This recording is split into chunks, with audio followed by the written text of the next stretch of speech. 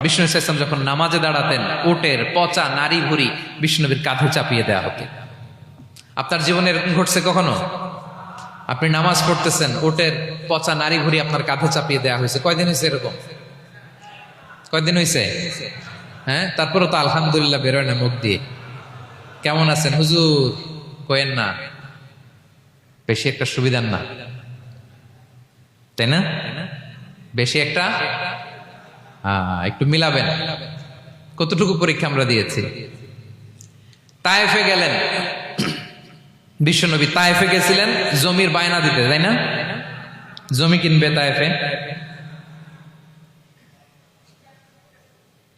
তায়েফবাসীদেরকে জাহান্নামের আগুন থেকে বাঁচাতে গিয়েছিলেন, নিজের জন্য না। সেখানে তায়েফের ছেলেরা পাথর মেরেছে বিষ্ণু ইসলামের গায়ে। এত শুভ্র দেহ ছিল, চেহারা ছিল, বিষ্ণুনবীর গা দিয়ে ঝরঝর করে রক্ত ঝরেছে।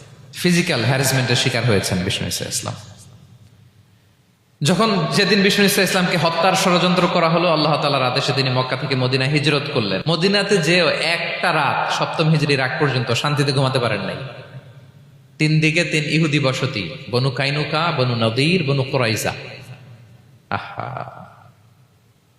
খাওয়ার মধ্যে বিষ মিশিয়ে দেয়া হয়েছিল বিষ্ণু ইসলামের।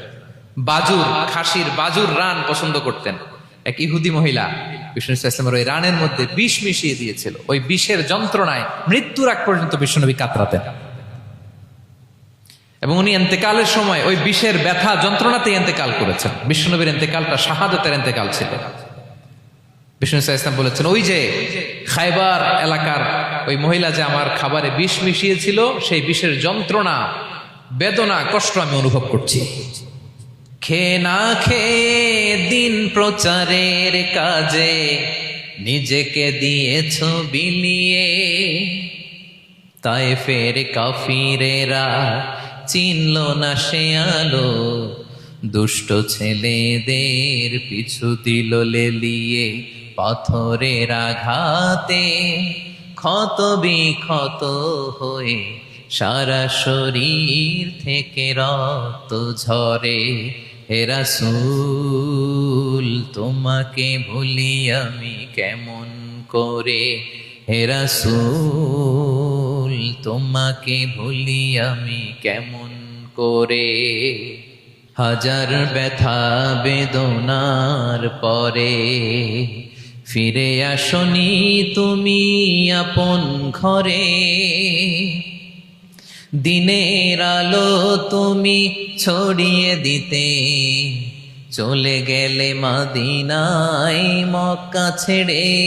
হে রাসূল তোমাকে ভুলি আমি কেমন করে, হে রাসূল তোমাকে ভুলি আমি কেমন করে। ঠিক কিনা বলেন? একটা রাত শান্তিতে, শান্তির ঘুম তিনি দিতে পারেন নাই।